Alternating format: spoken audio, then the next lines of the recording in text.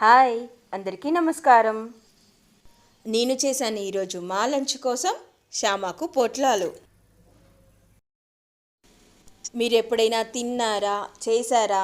ఈ రెసిపీ కనుక మీకు తెలియకపోతే ప్రత్యేకంగా మీకోసం లాంగ్ వీడియోలో పెడుతున్నాను, చూడండి తప్పకుండా. చాలా సులువైన ఈ రెసిపీ చేస్తుంటే నాకు మాత్రం మజా వచ్చింది.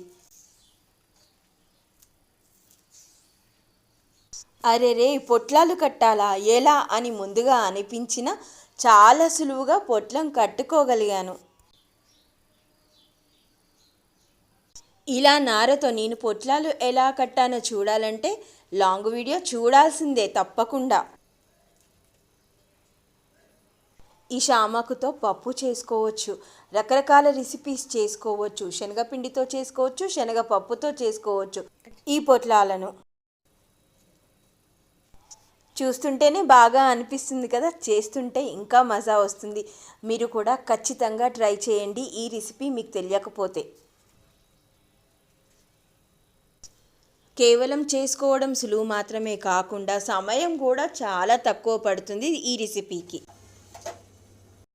డీటెయిల్డ్ వీడియో లింక్లో ట్యాగ్ చేస్తాను, చూడండి తప్పకుండా. Thank you for watching. Okay, టాటా, బాయ్ బాయ్.